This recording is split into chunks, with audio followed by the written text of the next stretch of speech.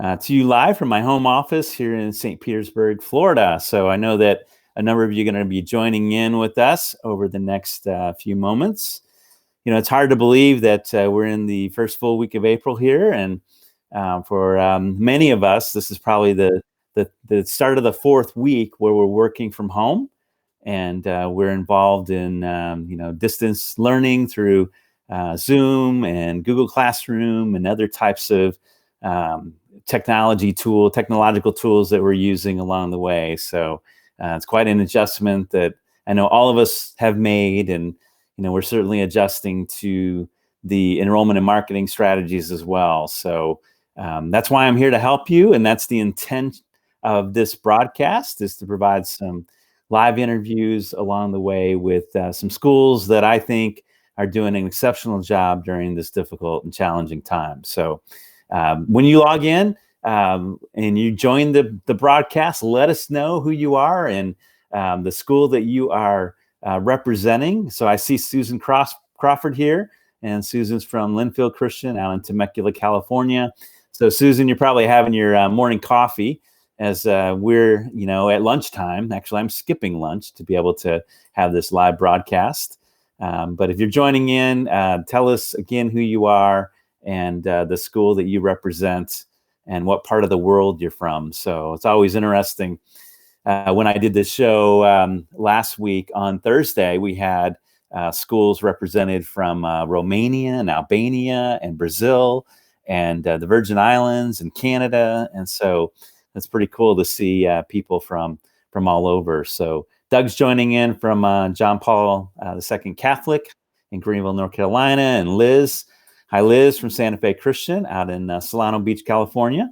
So great to have you as part of the group here. And Kirsten is joining us from the Mount Vernon School in Atlanta, Georgia. Renee from St. Anne's Episcopal in Delaware, and Natalie from Mounds Park Academy. Great to have you, Natalie. I had the opportunity to work with Natalie and her team a few years ago. And so hopefully you guys are thawing out in the Twin Cities up there, because I know that winter tends to drag on along the way. So Rebecca is joining us from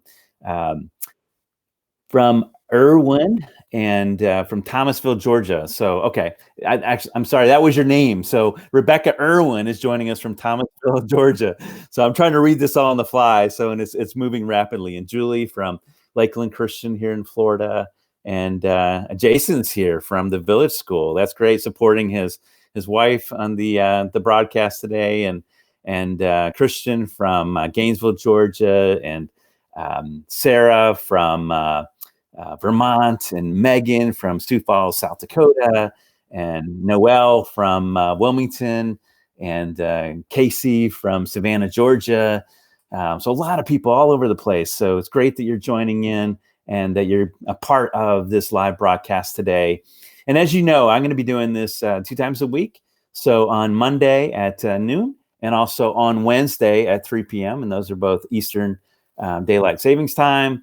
And looking forward to the great group and lineup that we have on Wednesday. So Dorothea from Palm Beach Day Academy, and also Karen from Minnesota, and Candace from North Carolina, and Kristen from Naperville, Illinois. It's great to have you here.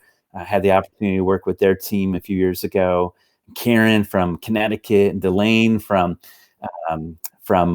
Louisiana, and it's great to have you here. I was able to work with Delane and her team a couple times, and Laura from Maryville, Tennessee, and Bramble from the Albany Academies, and Lori from Seymour, Tennessee. And I was born in Tennessee, so my home base is Clarksville, where I lived there for 5 years, and Sissy from University Christian in Jacksonville.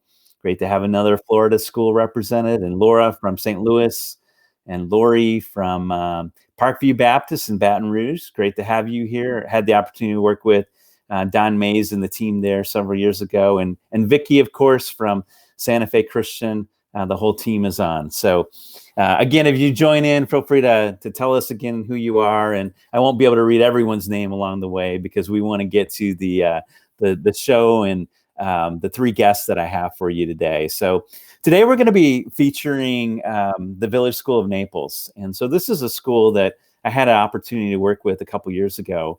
And I've invited the team to be able to share some of their strategies that they're using during this time of transition that we're all going through, where we're certainly living in a virtual world. So I want to start out by introducing the guests. And my first guest is Cameron Steese.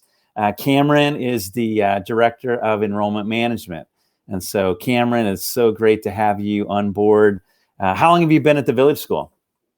Hi, Rick. Thanks so much for having us today. We're excited to be here. I have been at the Village School for almost a year. So I started July 1st, and it's been a wonderful ride. I feel so very lucky to work with a team that really understands admissions and the importance of enrollment management. So it's been really wonderful. Excellent. So glad to have you here, Cameron, to be part of this live broadcast today. And then also joining us from the team is Nicole Amand. And Nicole is the Director of Teaching and Learning, but she also oversees marketing. So I've never seen the combination there. So how did that work out, Nicole? In a small independent school, you all wear a lot of different hats. And I fully believe that a lot of, like Cameron said, admissions and marketing involves the educational aspect. So I have a little bit of background in the educational and the social media and the marketing piece. And so I like to blend it all together so we can really talk about our academics in that arena. Excellent. That's a great combination, because then you're on the inside perspective of what's going on in the classroom, and then you can be able to communicate that through the marketing effort. And then last but not least, we want to welcome Dennis Chapman. And Dennis is the head of school. And Dennis has been a friend along the way. I've had the opportunity to work with him when he was at the Outdoor Academy in Sarasota. And Dennis, tell us a little bit about yourself and how long you've been at the Village School.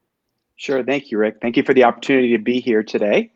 And this is my second year at the Village School. This is my fourth independent school. I started my career at the Benjamin School in North Palm Beach, where I worked in development. And then I was associate head of school for advancement at the Outdoor Academy. I was there for 8 years, and that's where Rick and I first met.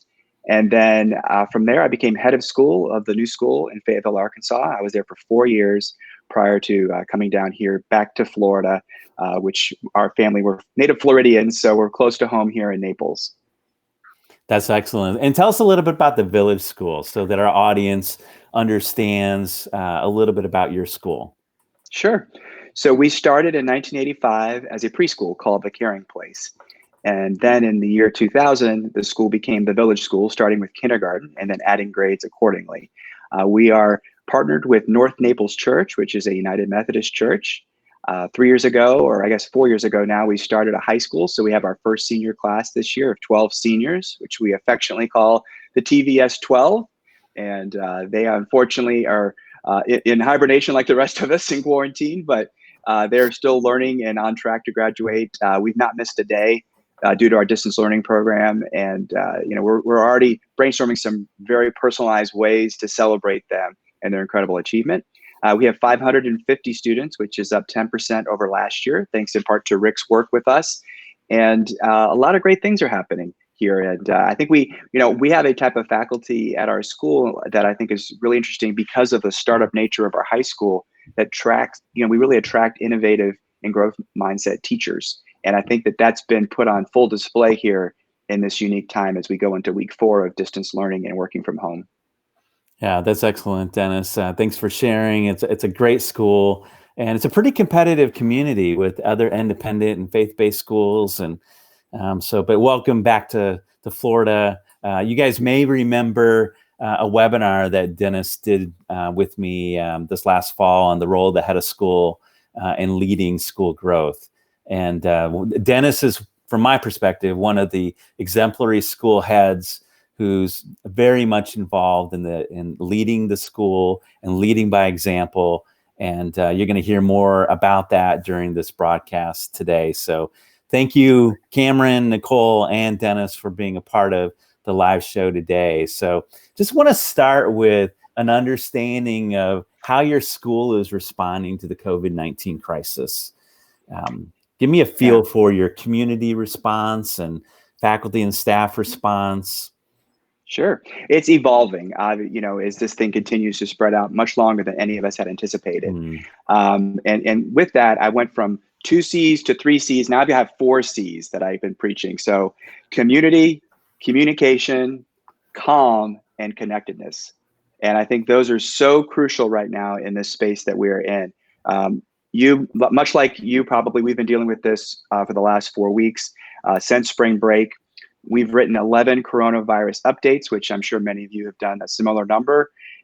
We've done some short videos to try to break up the monotony of just the emails from the head of school.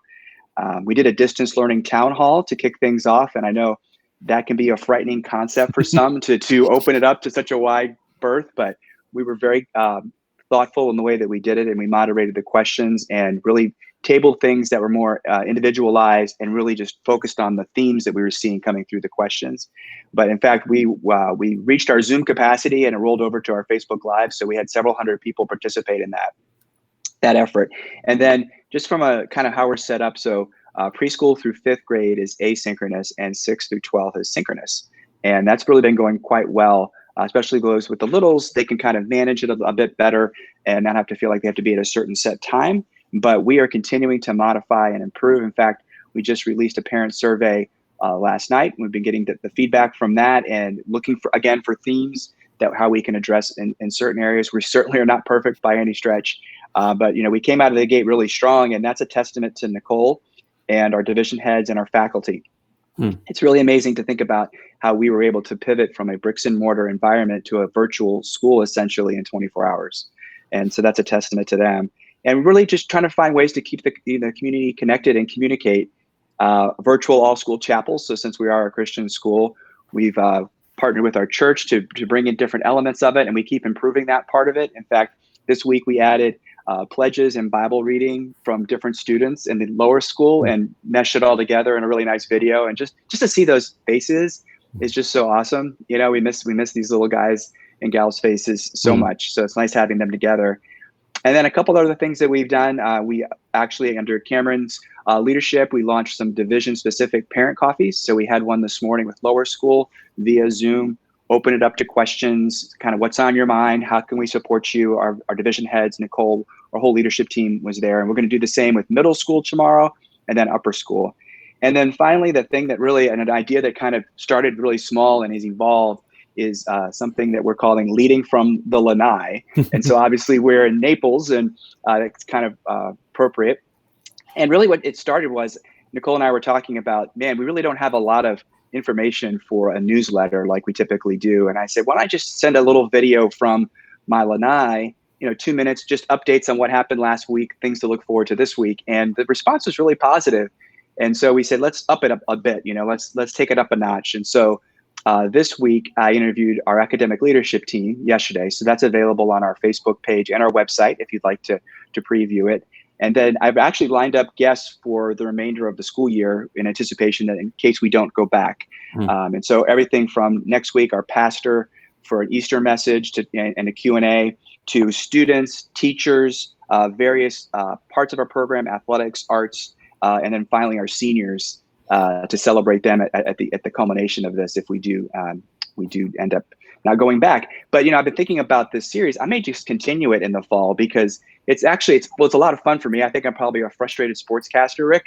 So I love it, and it's a lot of fun to be able to put together a TV show. And we're using the format that we're using right now, Be Live. And I want to thank you for showing it to us, and so that we could utilize it. But it was great. We had over 1,500 views over the last 12 hours since it ran last night, or 18 hours, I guess now. And so I think that just really speaks volumes to what people want. They want content, and I think that's what we're trying to provide in a unique way and an opportunity for people to engage. In fact, we got that message on our Facebook that said, this post has generated 95% more engagement than any of your other posts. So the power of interactive media is there, and it's been a lot of fun to be a part of. But I've got an amazing team, and it is a team effort. I think Nicole described that really well, but it's a little bit atypical. You wouldn't have maybe a director of learning that's also doing communications, but we all wear multiple hats and we all work together in a collaborative nature. And I think that's what's really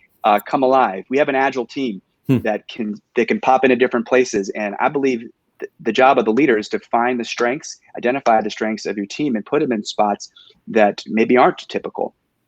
Especially right now in this time and place where we are, we've got folks all around in our school that are doing various things because not everybody can fit into a distance learning, box, right? There's some functionality that has to happen on the campus. And so we've been very, I think, very agile and nimble in that regard in this time and space. Yeah, exactly. And I so appreciate you sharing that overview. And I enjoyed tuning in last night to Leading from the Lanai. I didn't watch the entire broadcast, but it was great to see you out on your lanai. And, I'm surprised you're not there this morning because Florida weather is so beautiful right now. But maybe a future broadcast or interview, you'll have to go there. But you're right. It's a great way to be able to push out and get more exposure, your interview, your conversation. I know Nicole was part of that last night. And so it's great for you to involve your team and using this format. So Nicole, Cameron, anything that the two of you want to add to how your school is responding to the crisis that we're all facing? I think for myself, again, I'm just so thankful for such a supportive environment and one that was so prepped for the swift move from an admissions office that's functioning on a brick and mortar campus to one that is virtual. So I'm really thankful for all of the support from our marketing team, Nicole, obviously, and Catherine Putney, as well as for the real go-ahead from Dennis during this time. You have an idea, Dennis wants you to try it. You think this might work, Dennis wants you to try it. And so I'm very appreciative of that supportive leadership as well. And I think overarchingly, I'm really supportive for the enrollment management community at large. Dennis brought up the fourth C word of connection, which I think is so important. So I've really enjoyed how everyone has come together to really share and connect and help one another during this time. And certainly on platforms like yours, Rick, as well as the Enrollment Management Association and several other professional development for enrollment managers and for business officers have really come together and I think done an amazing job of connecting all of us to not only terrific material, but also to each other. Yeah, that's great. Very good. I agree. I think that our school is constantly looking for best practices as we respond to this COVID-19 pandemic. We're looking at the best practices for our teachers and our students and our parents and consistently being flexible with change and making sure that we are providing what's needed on the distance learning platform. And that includes the marketing piece too. That has to be fluid and flexible as well. Yeah, exactly. So I'd like to move into the whole admissions and marketing conversation and just hear from you all about the changes, the pivots you've made in your admissions and marketing strategies at this point. Sure. I mean, to start off, we started off, about 2 weeks ago. I want to say we were one of the first schools, if not the only school, to come out with a line of virtual open houses in this area.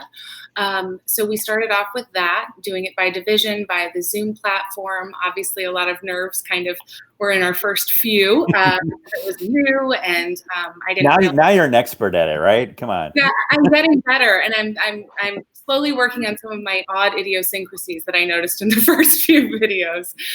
So be kind to me. But really just being able to jump right in and try them. So we started off with a lower school open house, and then a preschool open house, and then a middle and upper school virtual open house. And I want to say that those combined, we probably had about 40 students in total, or prospective families, in total, log into those, as well as some of our newly enrolled families.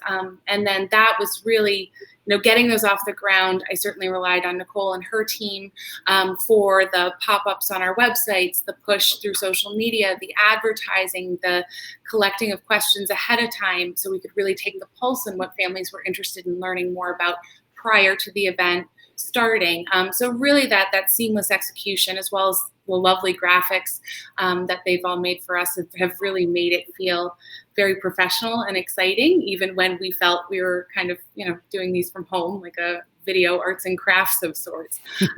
So that was really great. From there, we had a terrific event last week that involved parents from each of our divisions. And I think, again, speaking of connection, I think you really need to look at your constituency, and as an admissions professional and even as a member of a school community, really think about who they like to hear from and how you might present that differently. So for us, the parent-to-parent connection, or the parent to prospective parent connection, or the parent to newly enrolled parent connection. As enrollment managers, we know how important and crucial it is to maintain activity with that group as well. It was a very powerful message, and the prospective parents had overwhelmingly positive feedback to be able to talk and ask questions and speak to these parents about their experiences. And then, as Dennis said, we're also doing the virtual coffee chats, and we have 3 this week. So in terms of, I feel like I'm being a little long-winded, but in terms of pivoting, just really making sure that you just go for it. I spoke to you last week about how I kind of feel we should all adopt the Nike logo. Just do it. I mean, it's not going to be perfect. You have to be gentle with yourself. Be gentle with me if you go to our website and watch those videos. But I think it's important that we really capitalize on this captive audience that we have. No one can go anywhere. I mean, this is a really unique situation, and I think we really have to move quickly and capitalize on the opportunity. Yeah, that's great. Nicole, you want to share from the marketing perspective of some of the things you've been involved in implementing? Sure.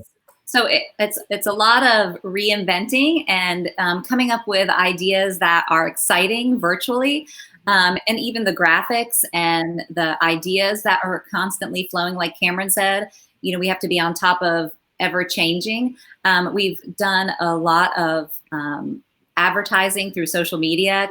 We've come up with a lot of different social media campaigns and ideas to kind of keep things exciting, and then also push things back through admissions. A lot of boosting of posts and ads, making sure that we are reaching out to other constituent groups besides people that just like our page in the area, so they can actually see what we're doing. Also coming up with a virtual admissions page on our website to make sure that all of these things are in one place. And so we're doing a little bit of everything. I believe that the social media platform is a huge help because we can really reach out to so many different people depending on how you market that. Yeah, exactly. And, one of the things that I see you all doing is that you're always adjusting. You're willing to try new things. You learn from what you just did and you improve upon it.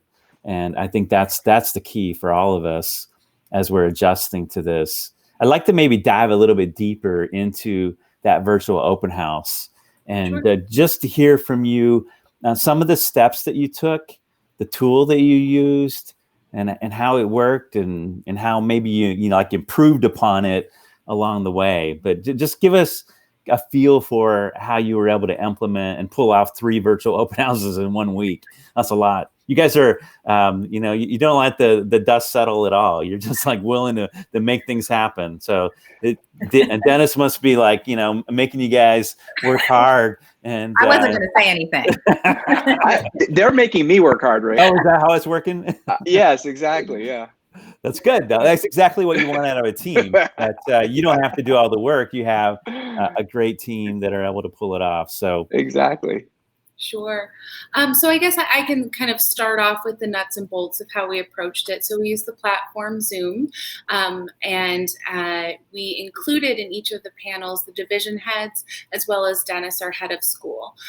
As I mentioned, I think I wanted 3 in a row so we could just rip the Band-Aid off and learn very quickly about what worked and what didn't work and what we needed to do differently. So the first one is certainly very different than the third one. But, learning by doing, you realize that there's dead time in the beginning. I think I'm quite funny. I'm not sure if everyone else does. So I realized that we might want to have something for people to look at. So we came up with slideshows, either with pictures or and highlighting different aspects of our program. And then after the first one, I think I texted Dennis that night and I said, Dennis, we need to put our video on this. We need to start off with our video.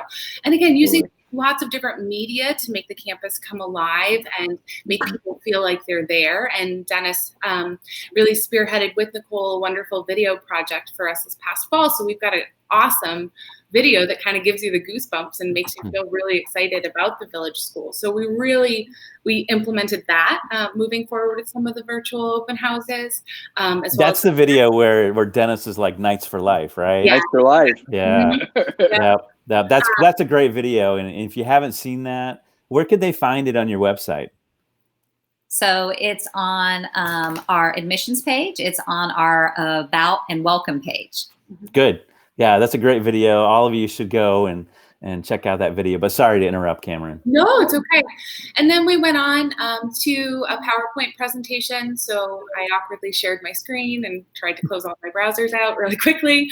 And then we had Dennis speak about his background and the school's background. Again, I think not only capitalizing on different media, but also capitalizing on different voices. You know, as an admissions person or an enrollment manager, I applaud you on taking the name Enrollment Catalyst, Rick, because that's really what enrollment professionals are. We really take the prospective family and connect them to the people who are going to be teaching their kids every day, the leadership of the school. So having those different voices come into play was also really helpful. The middle and upper school program, we actually incorporated Sue Zoomstein, who is the head of Quest College Counseling here in Naples, and whom we've partnered with for our college counseling services. We're very fortunate to have her, and she has a really impressive program and platform. So we wanted to be sure to hear from her and the college process as well, particularly for that virtual open house.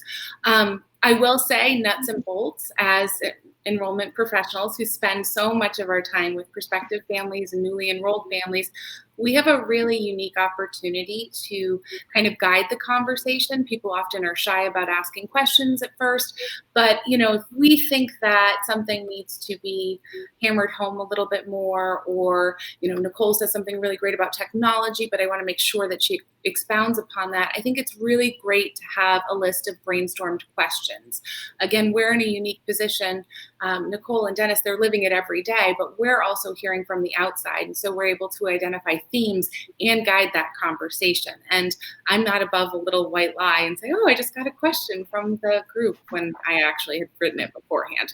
So I think that is also a really good rule of thumb. And as I said before, I think it's being gentle with yourself. People don't expect perfection. I'm sure everyone saw Simone laying underneath my window earlier.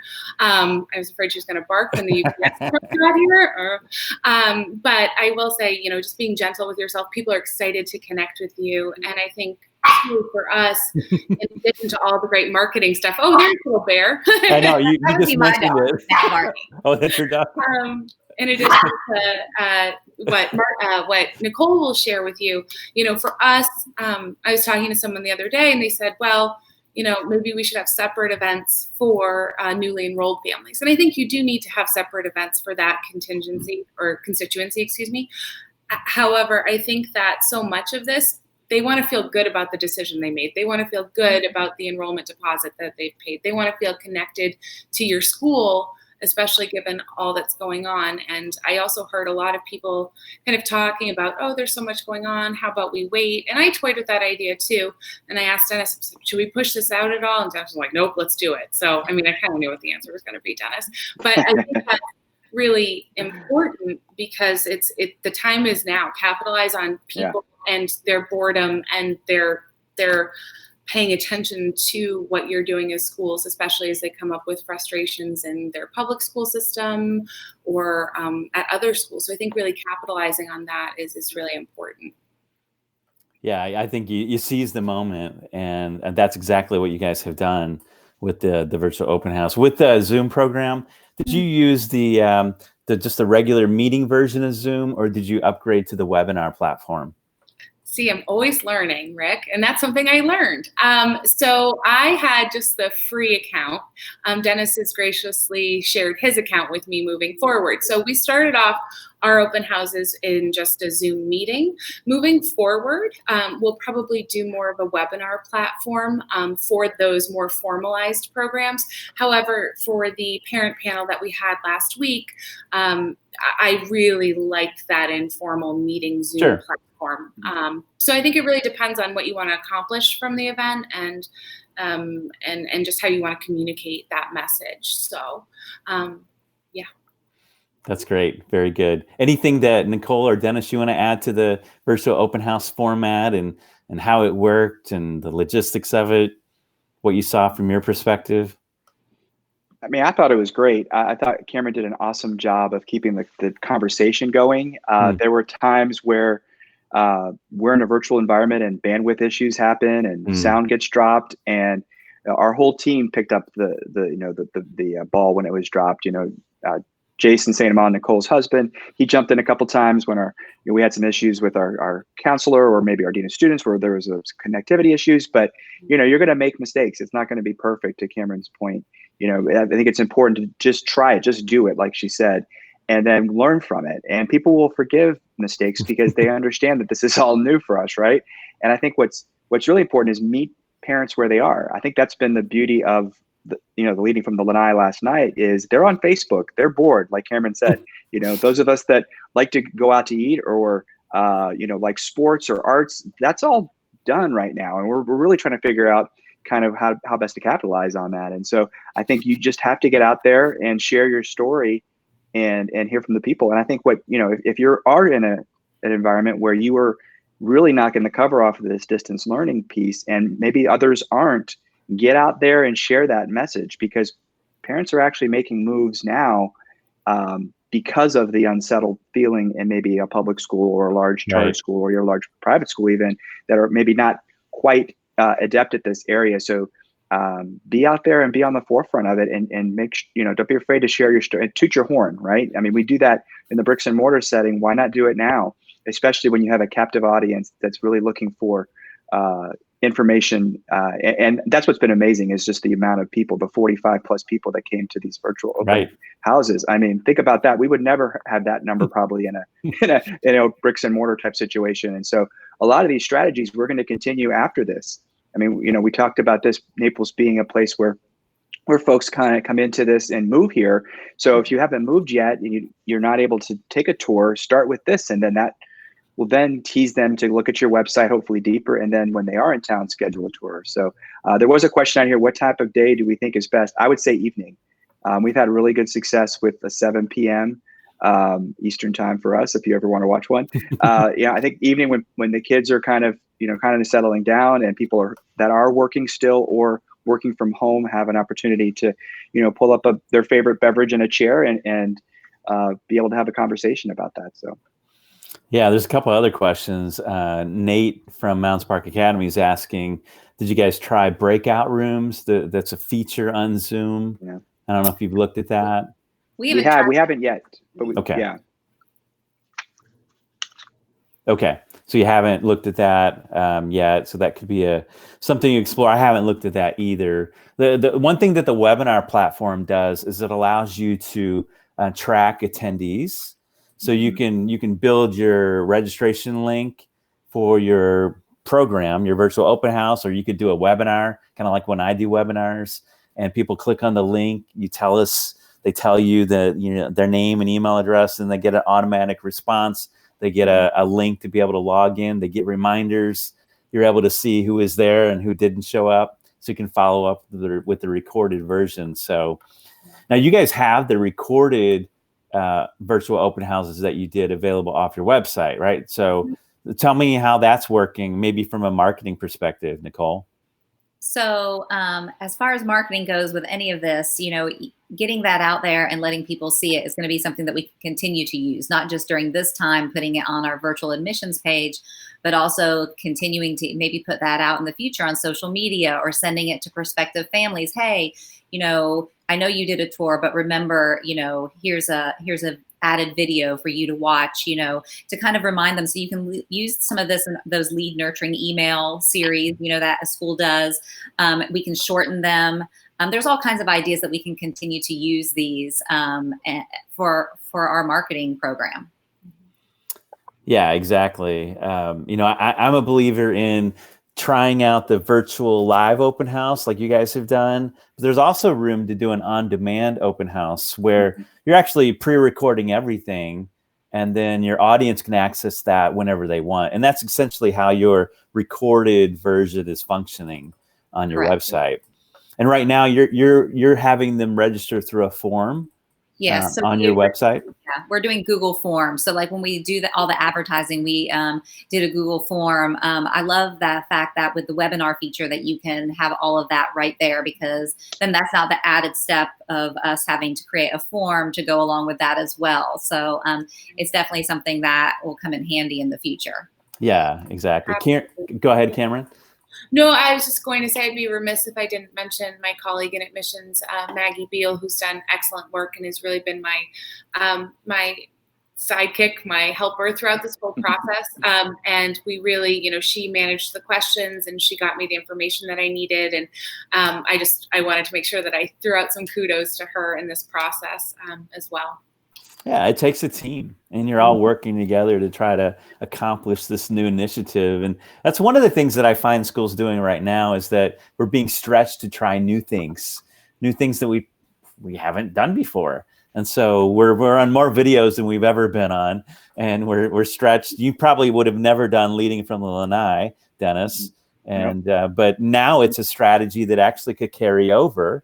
And so, when we get back to school in normal times, and you'll be able to use all these strategies. So absolutely, good point.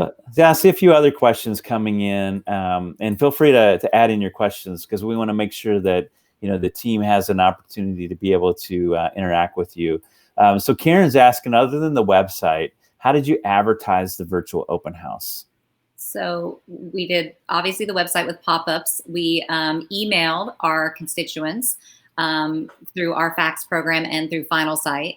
And then we also posted it all over on social media. I actually boosted it and created an ad to make sure that we were doing that. And then, of course, those of us who are on Twitter or LinkedIn, we were posting reminders there to try to get other people. So a little bit of everything to try to get people in. And I was actually really impressed with the turnout of all of these. I was a little concerned at first when you do something new, how many people are you actually going to have? We ask all these people, everybody's ready to go, and no one shows up, or one or two people show up, or the most people that are there are all from your school. But all of them were really well attended, and I was very encouraged by all of that, because it just means that as we move forward, even when we're not in the middle of a pandemic, we can still use these things, because it just goes to show you, just like the way students learn, the admissions program is kind of the same. You can reach different people in different ways. It's kind of like when you're doing an admissions tour, it depends on what that person really wants to see as how you respond to it. And so it's the same way with marketing.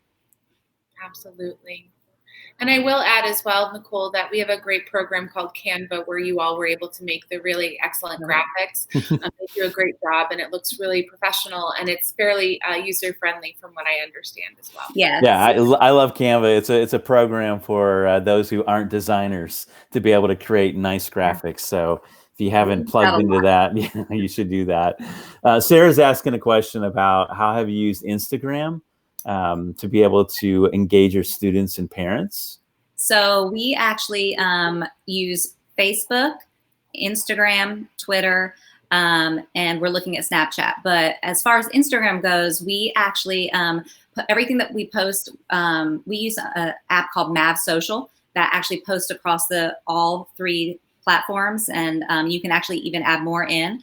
So we're using that to post on the same content on all of the platforms. But with Instagram, we actually go a step further, and we actually have student media takeovers.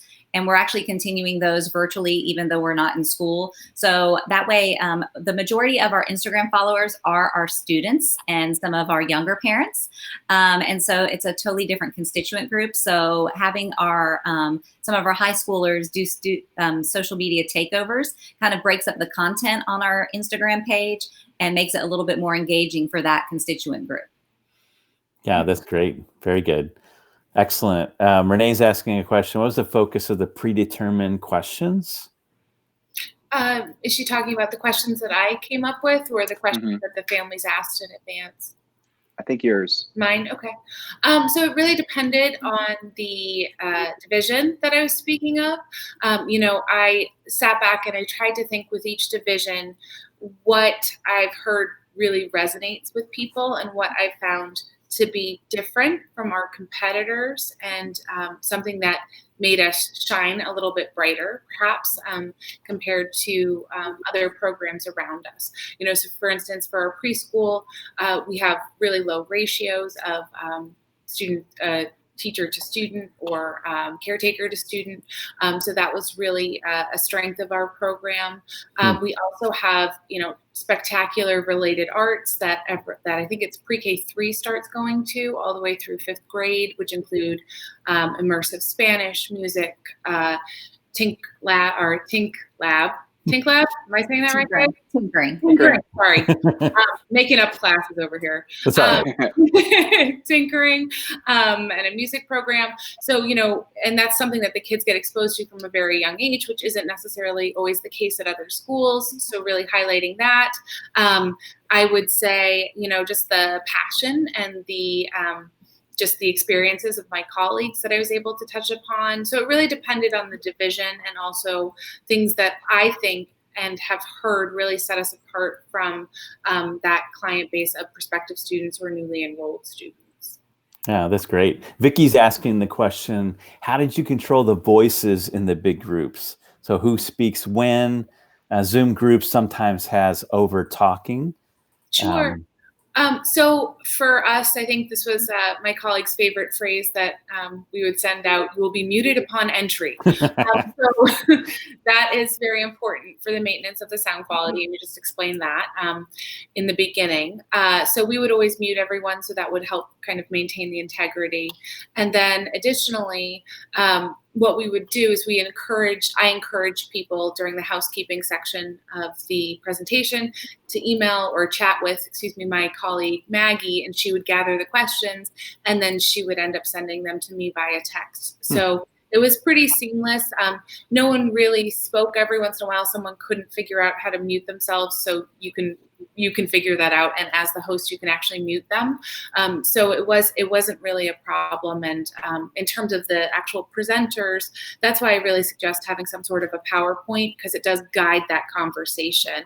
And as someone who's sharing the screen, I would also advocate for you to have a printout of the slides and or to know what slide numbers are being presented by which person, because I know I was like, oh, does Dennis have one or two more slides here? Exactly. So just have that background information for yourself. And there's really not a lot of talking over one another. And especially with the questions, I think it's our job as moderators to direct them to specific people. So that helps cut down on that as well. Yeah.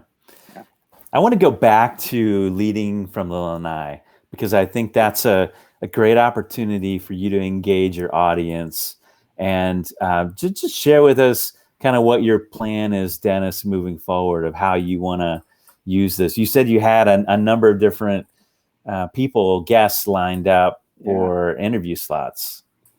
Yes, and highlighting various parts of the program. So, for example, this coming week will be an Easter message as a Christian school. Next week will be students, one from each division, lower, middle, upper. So that's cool. I get their perspective on how they're doing, and I think that'll be kind of fun. Make sure you choose the right students, though. Yeah, that's where the division heads come in, Rick. Right? Yeah, that's right. Exactly. And that'll be the 19th, and then the 26th, teachers. So one from each division to talk about their experiences and how they're feeling about things. Then May 3rd was going to be our Arts Day. So we're thinking that's probably not going to happen. We're not going to have a celebration of the arts. So I'm going to have our Director of Performing Arts, Debbie Martin, along with our theater director, Dr. Will, and one of our music teachers, Andrea Delarante, because I can have three, which we now know, right, in this format. And then next week after that, we're going to do STEAM, since we are a STEAM school. So I have three of our robotics and engineering teachers talking about their experiences and really highlighting the program. Then May 17th was going to be our athletics ceremony called the Vespies, because it's the Village School and Excellence in Sports. Since that may not happen, I'm going to have our athletic director on there, and we're going to highlight some kids and do kind of a fun show there to be determined. On the 24th, I think that's a good opportunity for admission and development to talk about what they're up to and for folks to get to know them. So a lot of this is a little bit of like questions and background information to get to know members of my team, but also pushing information out. And then finally, on May 31st will be our seniors, because graduation will be the 30th in some form or fashion. And I thought it'd be a great way to end the series on a really kind of really high note. And I do have a plan, which I'll reveal to your audience on May 31st, is since I am on the lanai, I'm going to flip the camera around and do a cannonball into my pool. Oh, nice. To conclude leading from the lanai for the summer and have a great summer. So yeah, make sure you don't jump in with your computer, though. That would not be good. No, I don't. I'll leave the computer. I'll leave the computer there. Yes, exactly. You don't want to take that with you, but that's awesome. Exactly. You know, I love how you're using that. You know, one thing that I'm also recommending to schools is that you can use Facebook Live in private groups that you set up. So one application, I don't even know if you guys are considering this, but to set up a new parent Facebook group. And so then you have an opportunity when they're admitted to the school to be able to invite them to come to the group.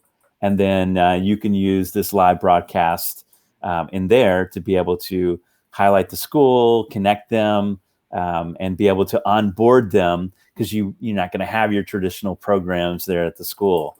So are you guys thinking about any other types of applications? You have that? We have one. We have one from last year. And so as we move into this year with Cameron on board, we'll continue that new parent Facebook page. It actually was really great last year when we did it. I think we got the idea from you, Rick, because the parents loved it so much. So the new parents were asked to join, and then we actually had their ambassadors that we hooked them up with on that too. And a small constituent group from our current parents that we knew would be great advocates of the school. So the new parents were able to ask questions about uniforms and things like that. People, especially that were moving from like New Jersey and other states. And it made them feel more confident in their coming to this area and feeling prepared and being able to ask current parents those questions. Yeah, that's great. That's great. Share with me also, how are you guys managing storytelling on your social media channels in this time when we're, confined to our homes? So I have a great group, Catherine Putney, who helps me with social media, and Chastity Rivera, who helps me with social media. And we are coming up with all kinds of ideas of how we can keep things current, tell stories. We have an ongoing Google Doc right now of all the different ways that we can start telling stories, telling what's going on with our students and our parents. We have a lot of different social media challenges and different things and campaigns that we're coming up with, asking, kids to highlight their animals and their pets, tell stories about how their distance learning is going. Superhero Day, Decades Day, asking their grandparents to say a few words to them, maybe all kinds of different ideas that we are playing around with right now, because once again, we're constantly, adding to what we think needs to start to happen. Yeah. Yeah, that's so important, because it really shows to, your audience online what you're doing, that you're doing it exceptionally well. People are engaged, and, you've been able to promote the value for the Village School during this time. So I'm seeing a few other questions come in. Renee wanted to know, how much lead time do you give yourselves to market the virtual open houses? This one was a little bit different. It was so fast coming. Cameron was so good getting it together so fast, but we'd only been in the distance learning field for about a week. And so I think we marketed the lower school open house 5 days beforehand, and we still had a really good number. So in the future, we'll market them a little bit sooner. It was just kind of a quick turnaround this time. Yeah. I also saw a question about the social media platform that we use. Oh, yeah. So it's called MAV Social. I think Doug had asked that. So it's MAV Social, and it's mavsocial.com, and it pushes out to several different platforms. It makes it so much easier for our social media team to get to all the different platforms instead of having to go from one to the other. So we had tried different platforms. We've actually tested about 5 to 7 of them, and this was the one that we really thought was best for us. That's great. Yeah, maybe you can enter that into the comment section. Yes, I will. So that everybody can see that. And then there's another question about your Instagram name. So maybe you can enter that as well. It's also on our webpage. You can under click our on that. virtual admission. Our virtual admissions page. If you scroll down, there's a little area where it has all of our social media platforms where you can just click on it. Yeah, and then Ann's asking the question: are any of your team members working in your buildings? How do you feel about doing a tour with a single team member as you walk through the empty building? So I'm interested in your thoughts on that. Yeah, so we in Florida have a stay-at-home order, and so only essential employees are allowed to be at work. So we do have a limited number of members of our team that have a letter. You have to have a letter with you to be able to do that, to be able to go inside the building in case you get stopped. And so we've actually talked about this, doing a virtual tour of the empty building, especially right now. I mean, it's probably never been cleaner. Our buildings and grounds team have been working feverishly since we've been gone before spring break. So 5 weeks now or so. And they were also actually able to tackle a lot of deferred maintenance, especially in our preschool building, because preschool's never closed. So that's a really good idea, and that's something we've toyed with. So that may be for the next time we're together, we can share with you the results of that. Yeah, I kind of have mixed feelings about a tour through an empty building, because as you know, school isn't about a building. School is about the relationships between students and teachers. So I actually encourage school leaders to look through your archives of pictures, and you can just create a slideshow. Why right now go to all the trouble to do a video unless you have the time and you can get back on campus and you have outstanding facilities to showcase, when you can go and you can pick out pictures that have students in the classes and be able to put that together in a slideshow. So I've seen both, but I would be an advocate for showing the life on your campus, because that's what we're going to be able to get back to when this is all over. So good point. Yeah.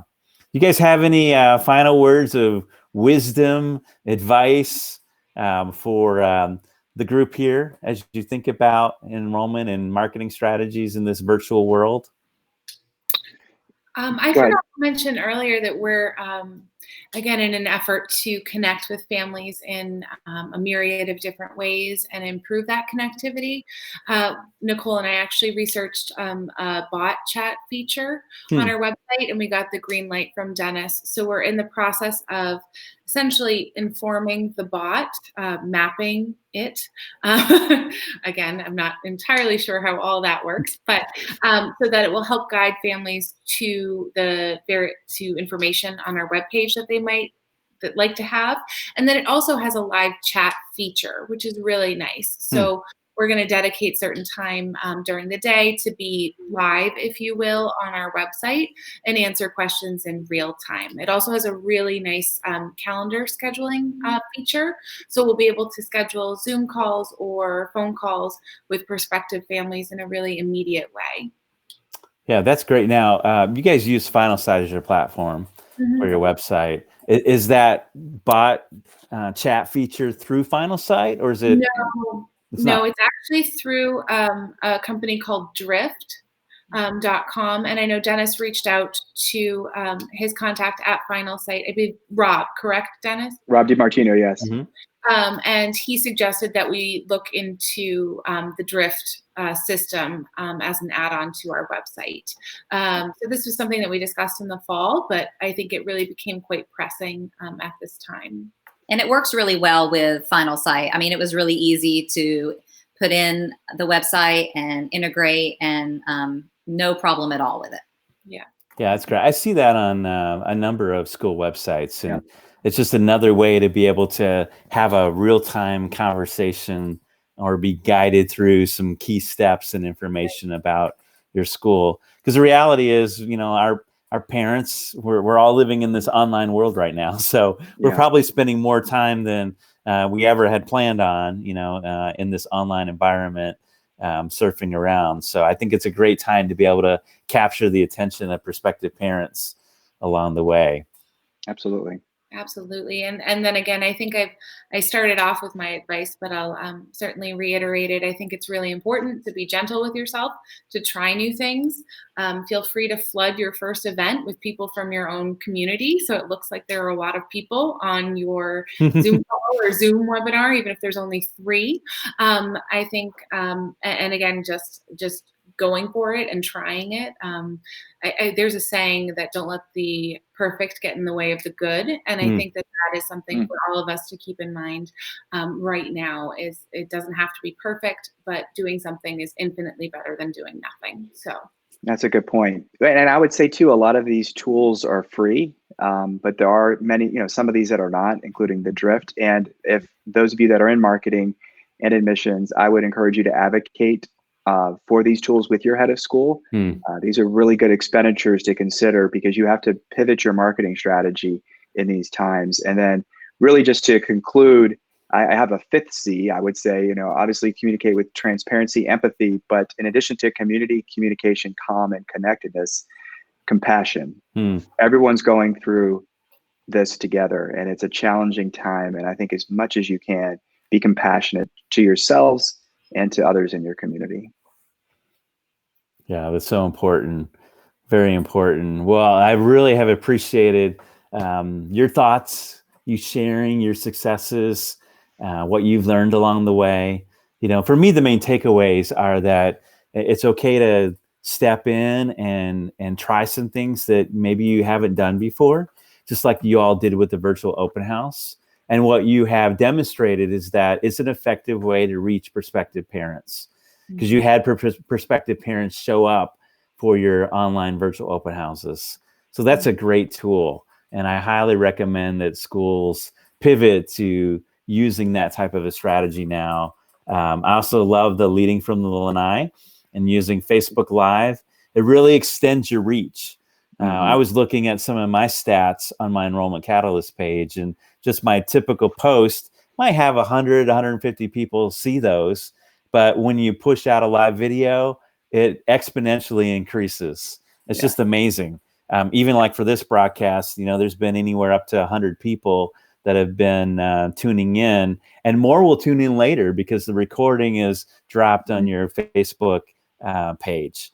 So highly recommend using this as a tool, integrated that in with Be Live, which is the program that I'm using and Dennis and the team have used with the leading from the lanai to be able to have guests. Otherwise, you're confined to just one person in your broadcast. And to me, another key takeaway that I'm hearing from you all is the storytelling, reinforcing the value. It's truly an opportunity for private, independent, faith-based schools, whatever category you fall into, to be able to promote what you're doing, that we have succeeded in pivoting here and providing an excellent education for our students. And so that's something we want to demonstrate during this time. So I really appreciate all of you for your time and joining me this afternoon. And I do have another broadcast this week, 3 p.m. on Wednesday. So those are the standard times, 12 o'clock on Monday, and then also 3 o'clock on Wednesday. And then I have 3 special guests on Wednesday. Mia Major from Final Site. She's been doing a lot of webinars and a lot of work to be able to promote what other schools are doing. And then 2 school marketing directors, Terry Rash from Grace Christian Academy in Knoxville, Tennessee, and then Shannon Drosky of Charlotte Country Day will be joining us. We're going to be talking about how do you market a school during a pandemic. Nothing that any of us could have planned for. We didn't read the book on this, so we're all having to adjust on the fly, just like the team at the Village School has done. So thank you all so much for joining in live, and we'll look forward to seeing you in another live show with Enrollment Catalyst and myself, Rick Newberry. So thank you. Have a great rest of your day.